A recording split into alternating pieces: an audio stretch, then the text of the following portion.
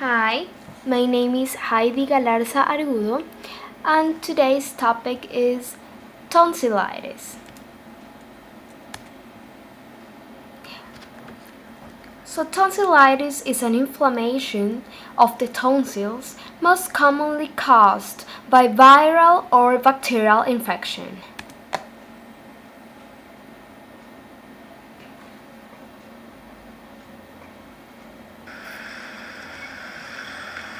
Tonsillitis is a condition that affects both children and adults. It is caused by inflammation of the tonsils, the fleshy clusters of tissue on both sides of the back of the throat. Normally, the purpose of this tissue is to fight off germs that try to enter the body through the mouth.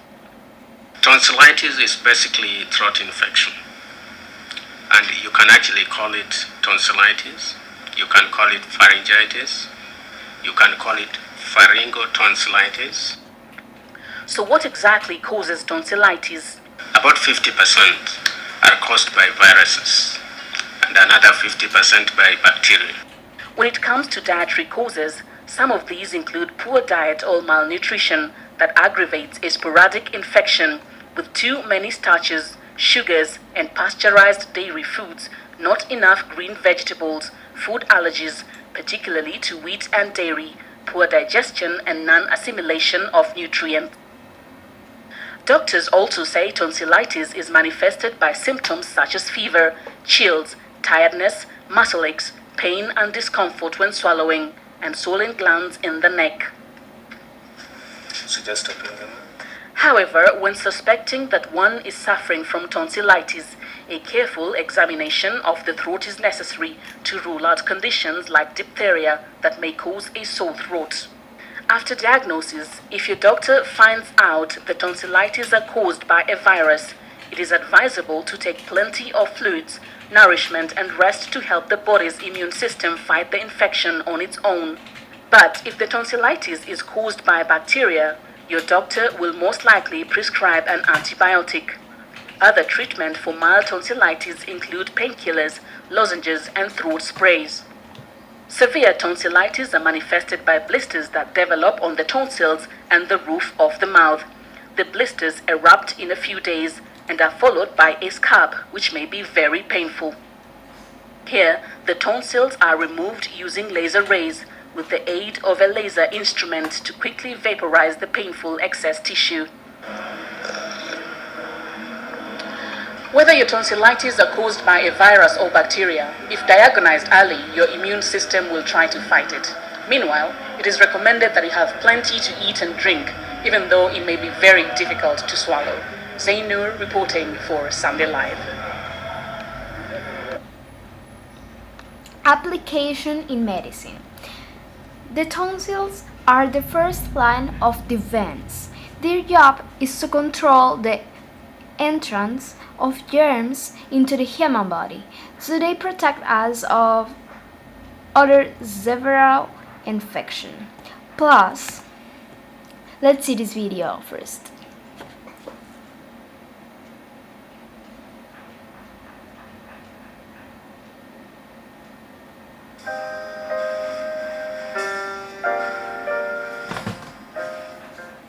The tonsils are two small glands situated at the back of the throat, above and behind the tongue.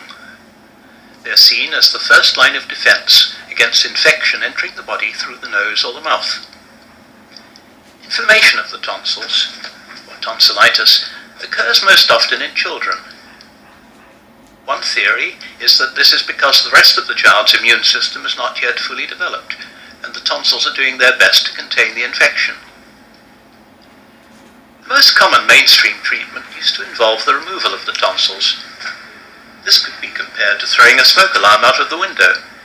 Infection would be far more likely to spread to other areas of the body. More recently, antibiotics have taken over as the favored treatment. Ayurveda sees tonsillitis as an aggravation of kapha, the production of which increases as a natural part of the growing process. Children's love of sweet things is well known, and sometimes kapha production can be excessive. Mucus can then accumulate in the throat area and if it solidifies, the tonsils can become hard and swollen.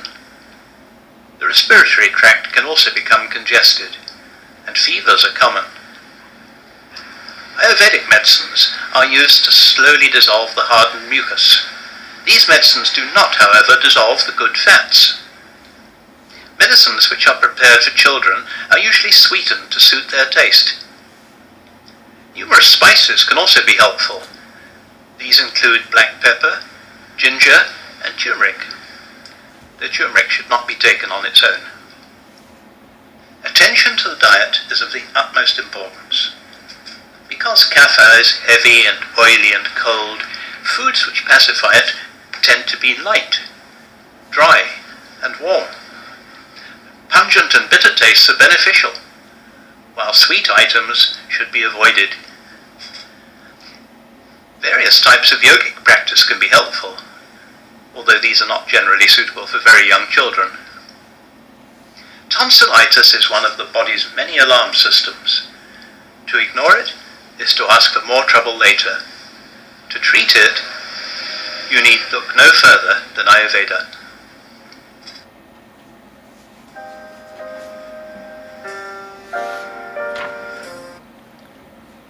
Plus, constant inflammations can help us to redirect the treatment, or we can opt for a surgical procedure.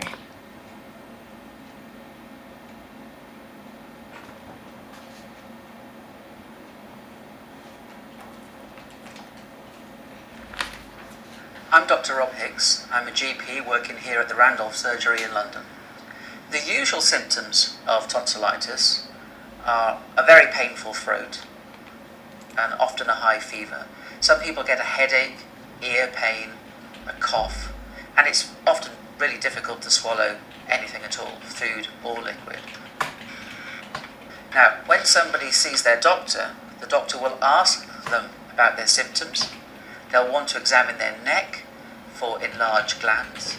They'll want to look in the back of their throat to see if the tonsils are red and swollen and inflamed.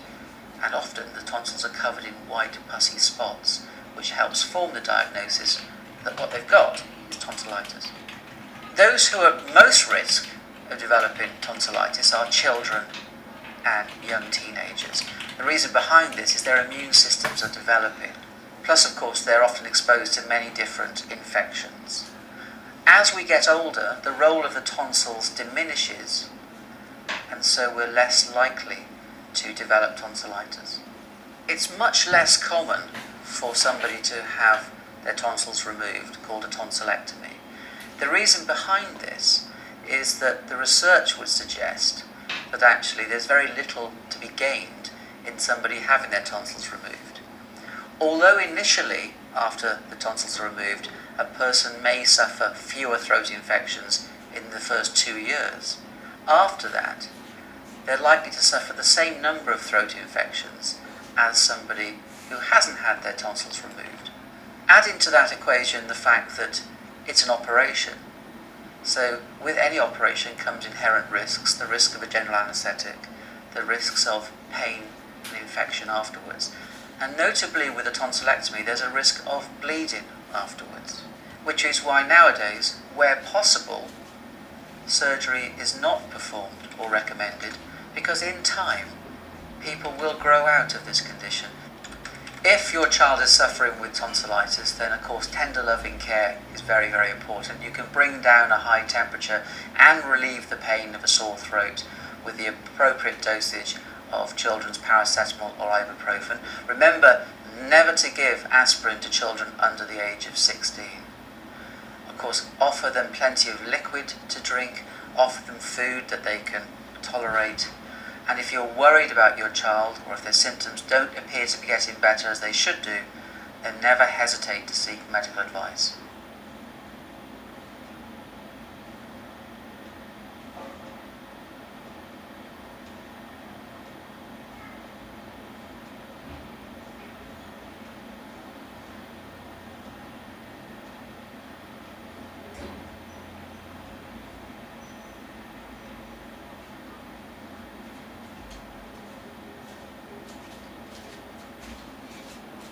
Okay, so So, pros and cons.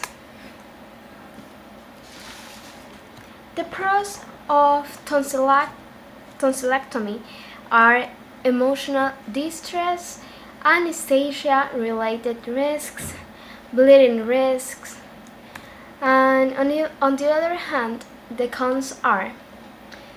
So the procedure helps us on reducing the number of throat infections.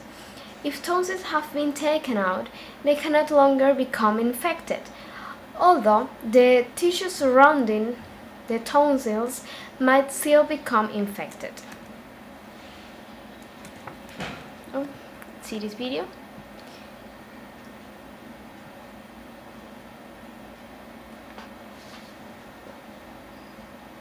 Hi, doctors. My poor daughter Shelby has had 5 sore throats in the past 6 months. Hey, baby, how you feeling?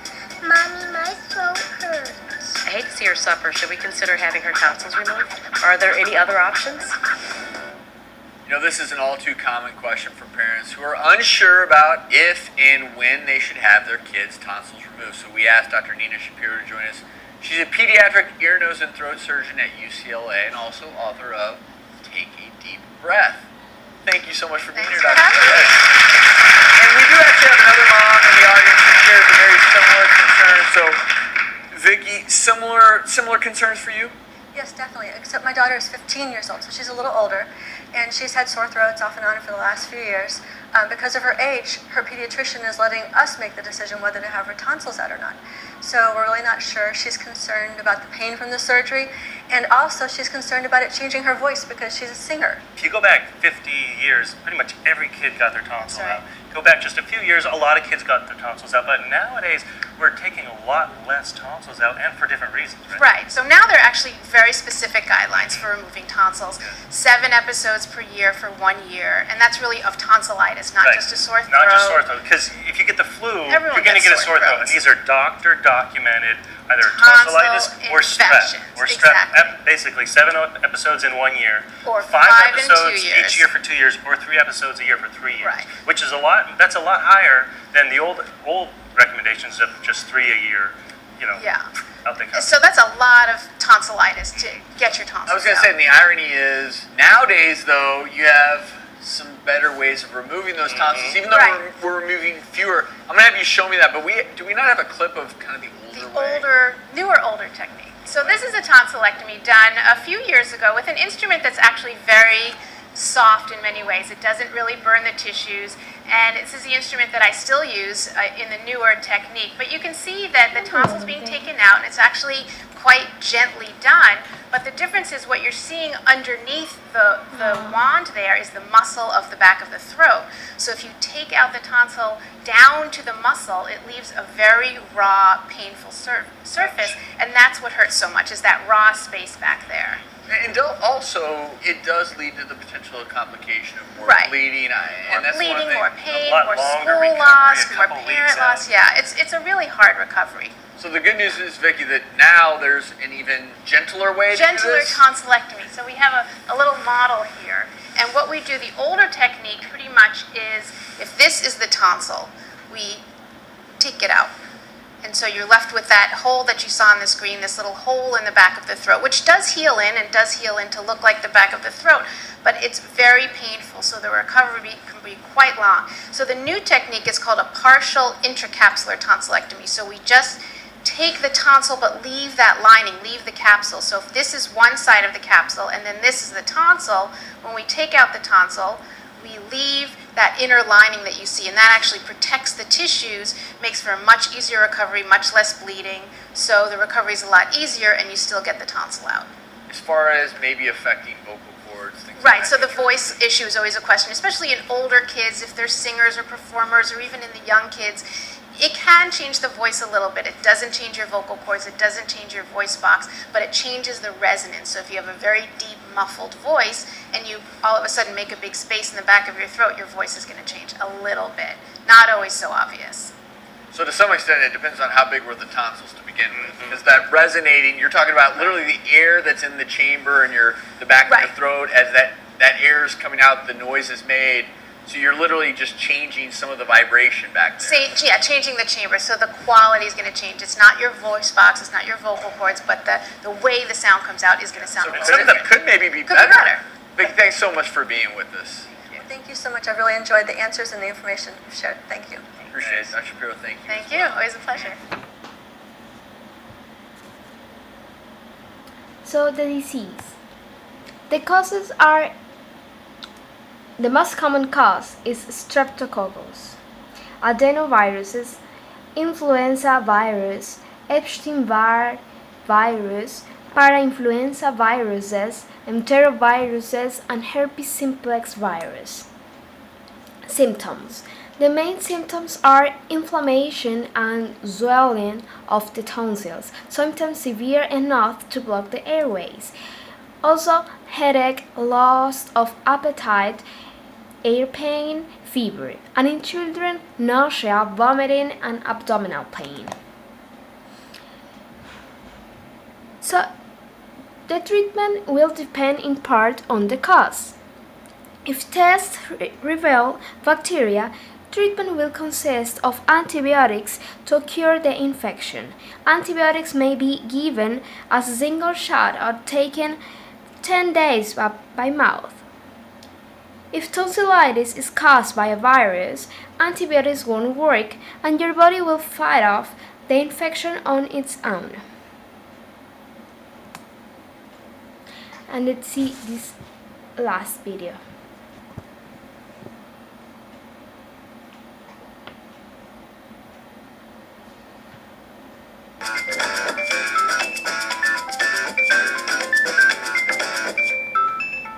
Tonsils are situated in the throat area.